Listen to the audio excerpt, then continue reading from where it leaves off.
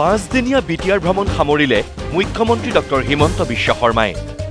ওদালগুৰিত আৰম্ভ কৰি চিৰাঙত অন্ত পৰিল মুখ্যমন্ত্ৰীৰ বিটিআৰ ভ্ৰমণ। চিৰাঙৰ অন্তিমখন কাৰ্যকৰ্তা সভাত মুখ্যমন্ত্ৰীয়ে ক'লে বিটিআৰৰ বিজেপি কৰ্মীৰ এতিয়া জিৰণি নাই। আগন্তুক এপ্ৰিল মাহলৈ যুদ্ধৰ বাবে সাজু হ'বলৈ কাৰ্যকৰ্তাক আহ্বান মুখ্যমন্ত্ৰীৰ।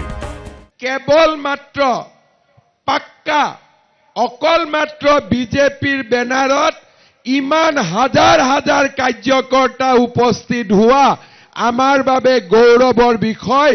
মই চিৰাঙৰ কাৰ্যকৰ্তাসকলক ধন্যবাদ আৰু অভিনন্দন জনাইছো। বিটিআৰৰ কাৰ্যকৰ্তাসকলৰ একদম ৰেষ্ট নাই।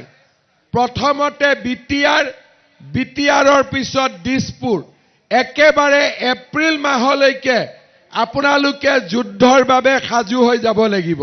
বিটিআৰৰ চৌদিশে গুঞ্জৰিত হৈছে আকৌ এবাৰ বিজেপি চৰকাৰ। সেয়ে প্ৰতিখন সভাতেই উগুৰি খাই পৰিছে ভাৰতীয় জনতা পাৰ্টিৰ প্ৰতিজন কাৰ্যকৰ্তা। কাৰ্যকৰ্তাৰ এই বিশাল সমাগমে সংকেত দিছে বিটিআৰত বিজেপিৰ ফলাফল ভাল হ'বই। কাৰণ বড়োভূমিত শান্তিৰ বাবে নিৰ্বাচন খেলিব বিজেপি দলে। আজি আমাৰ শেষৰখন কাৰ্যকৰ্তাৰ সভা আছিলে। ওদালগুৰিত আৰম্ভ কৰিছিলোঁ, চিৰাঙত সামৰণি পৰিলে। 7টা পৰিষদীয় সমষ্টিৰ প্ৰায় সমানে কাৰ্যকৰ্তা আহিছে। আগতে বিজেপিৰ ইমান ডাঙৰ মিটিং কেতিয়াও হোৱা নাছিল। ই এটা সংকেত দিছে যে এইবাৰ ৰাইজে বিজেপিক বিচাৰিছে।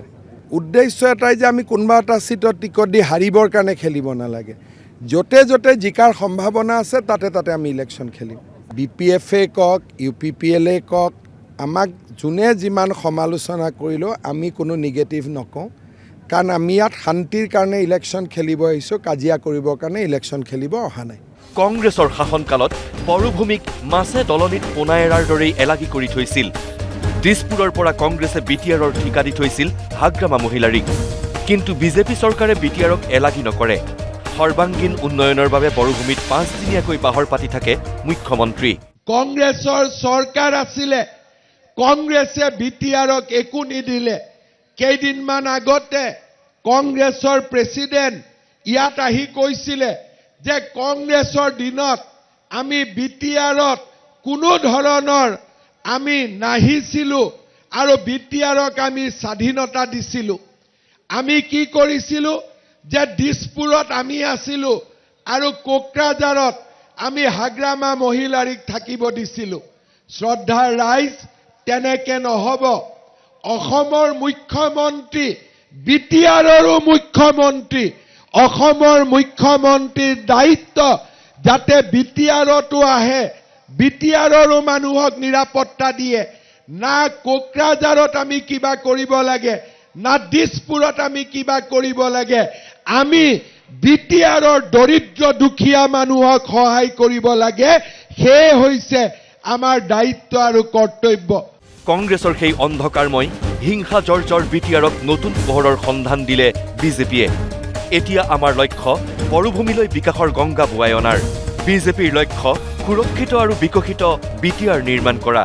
সুৰক্ষিত, বিকশিত আৰু সকলোকে ন্যায় প্ৰদান কৰিব পৰা এখন বিটিআৰ নিৰ্মাণৰ বাবে এইবাৰ বিজেপি দলে বিটিআৰত নিৰ্বাচন খেলিবলৈ সিদ্ধান্ত গ্ৰহণ কৰিছে।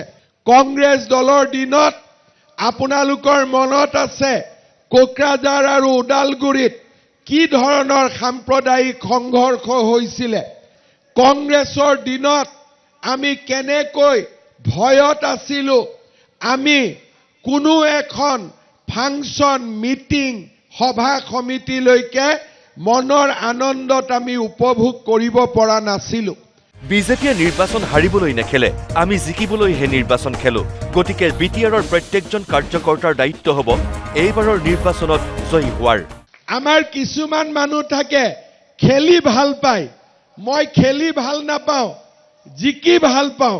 গতিকে আমি ইলেকশ্যনত জিকিবৰ কাৰণে খেলিম আৰু আমি নিজৰ কাৰণে নিজিকো, আমি ৰাইজৰ কাৰণে জিকিম, যাতে এই বিটিআৰ অঞ্চলৰ ৰাইজৰ অসমৰ আন অঞ্চলৰ দৰে উন্নতি হ'ব পাৰে।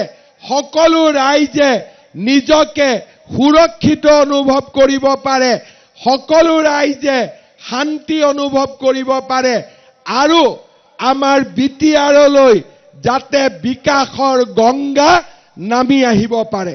Bureau report, news live.